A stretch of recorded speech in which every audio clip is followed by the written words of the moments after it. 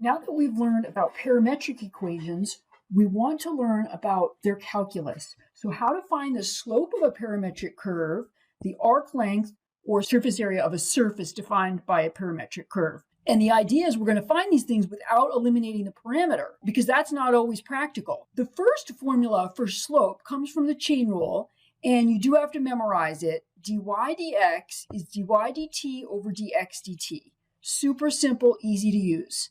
The second formula you do not have to memorize, but you have to use it, and it's a little bit confusing, so we'll do a couple of examples. So let's start with an example of just using the first formula. Suppose C is given by these two parametric equations. Find the slope of the curve at any value of t, and then find the slope when t is equal to 1. So the formula is dy dx is dy dt over dx dt. All right, and so this is going to be a fraction. On top, I want dy dt, 2t plus 4. On the bottom, I want dx dt, 2t minus 4. So that is the slope at any value of t. Super easy. All right, now find the slope when t is 1. So y prime at 1, I put 1 in for t, and I get 6 over negative 2, which is negative 3. So that gives me the slope of this curve at negative 3. Find an equation for the tangent line at t equal 1. Well, for an equation of a tangent line, you need two things. You need the slope, m. We found that. M is negative 3, and you need the point on the line. So in this case, our x naught, y naught is x of 1, y of 1. So we go up here to our original equations, and we evaluate x when t is 1. So when t is 1, I get 1 plus 2 is 3. 3 take away 4 is negative 1. And then y of 1 is going to be 5. So now just use point slope. Y minus 5 is m, which is negative 3, times x minus negative 1, which would be plus 1. So let's write that in slope-intercept. Y is negative 3x minus 3 plus 5 would be plus 2. So I found an equation of the tangent line, and I found the slope of the tangent line, all without ever finding a Cartesian equation for this curve. I never eliminated the parameter. By the way, I just popped over to Desmos to graph this curve for you. And remember, when you use Desmos, you have to use parentheses and then a comma between the x and the y. And to make sure I got the whole curve, I just set t to be negative 100 to 100. This is the point negative 1 comma 5, and that is on our curve, so that's reassuring. Second of all, what's reassuring is it looks to me like the slope of the tangent line could easily be negative 3 there. And we know that the tangent line is y equals negative 3x plus 2. So that's totally reasonable for this picture. Take a look at two more things. It looks to me like this curve's going to have a vertical tangent somewhere here. Looks like a vertical tangent. And then it looks to me like a horizontal tangent somewhere over here. We're about to find those 2 points where it has a vertical tangent and a horizontal tangent. So how do you do that? Well, from up here, I just copied down the slope formula again. So here's our slope. And a horizontal tangent is when m equals 0. So m is 0. A fraction is 0 if and only if the numerator is 0. A fraction is 0 if and only if the numerator is 0. So that gives me t. If I solve that equation, I get t equals negative 2. All right, but that's not giving me the coordinates, though, on the curve. To get the coordinates on the curve, I have to evaluate x of negative 2, y of negative 2. So going up here to these equations, I put negative 2 in for t, and I get 14, comma, and then y of negative 2 will be negative 4. So let's just check that at 14, negative 4. So let's go over to Desmos and plot the point 14, negative 4. 14, comma, negative 4. Bam! It's right on the curve. Good. And it looks to me like the tangent is horizontal there. So that's nice. Okay, let's find the vertical tangent. M is undefined. So a vertical tangent is when M is undefined. So M is undefined if and only if the denominator is 0. So a fraction is 0 when the numerator is 0. A fraction is undefined when the denominator is 0. And so that gives me t equals positive 2. And if I plug that into x and y for those formulas, I get negative 2 comma 12. So that's where I've got my vertical tangent. And let's just do a quick check. Negative 2 comma 12. Yes, that's on my curve, and it looks like the tangent is vertical there. Okay, so now let's practice doing the same type of thing, but now we're also going to find a second derivative. First one, find the slope dy dx. So I always write down the formula I'm going to use before I use it. So let's find the slope here. Dy dt is, the derivative of negative 2 is 0. The derivative of ln t is 1 over t. And then in the denominator, the derivative of t to the negative 1 is negative t to the negative 2. Okay, now multiply by the reciprocal. So the t squared comes on top. So that's negative t.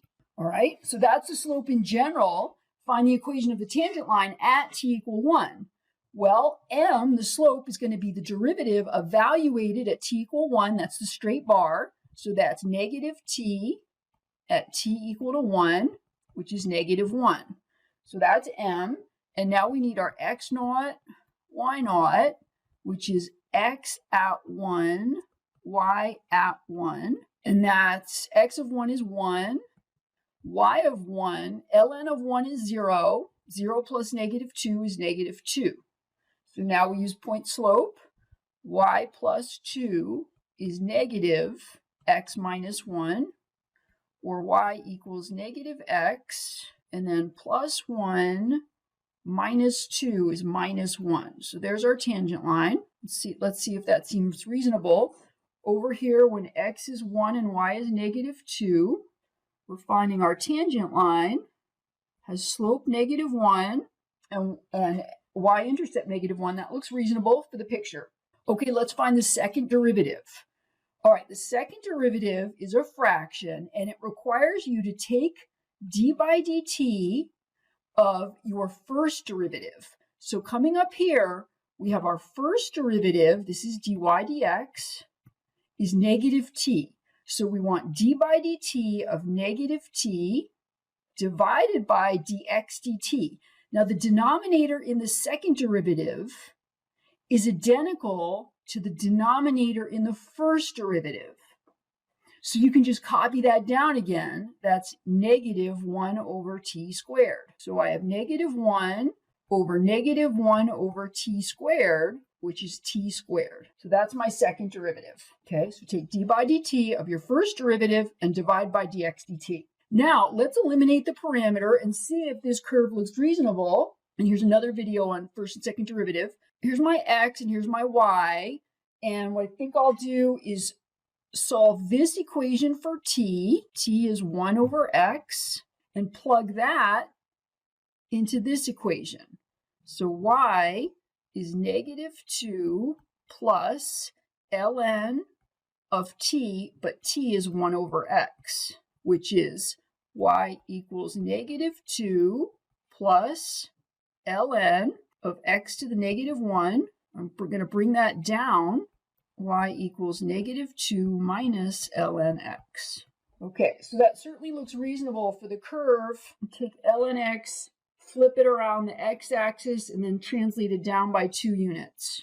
So last topic, arc length and surface area. The arc length formula, we're gonna practice using this, and then you've got some homework problems that use a very, very similar formula, but it's for surface area. The only difference is A, you're multiplying by 2 pi, that's just a constant, and B, on the outside, you either have a y or an x, depending on whether you're going around the x-axis or the y-axis. But they're not hard integrals to do. So let's find the length of this curve. So you can also write this, you can use x prime for dx dt, y prime for dy dt, and that's okay. It's a little shorthand. So x prime is 9t squared, and y prime is, bring down the 2, we get 9t. So x prime squared plus y prime squared square root is the square root of 81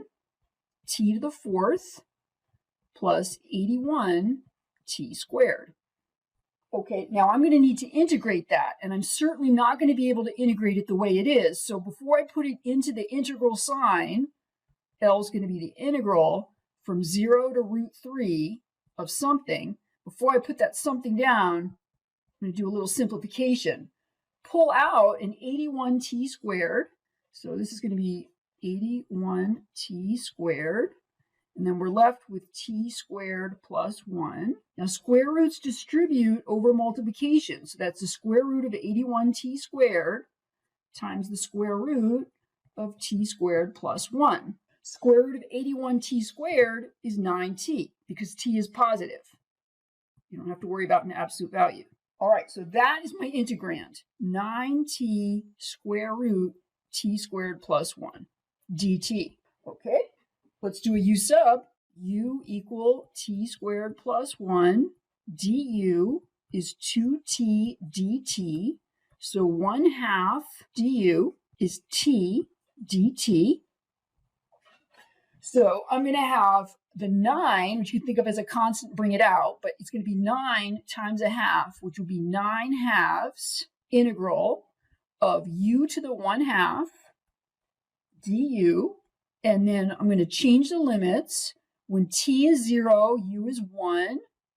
And when t is root 3, u is 4. All right. And now I'm going to integrate. Add 1 to 1/2, you get 3/2. Flip that, that's 2/3. So let me do my scrap paper over here. 9/2 times 2/3 is going to give me 3.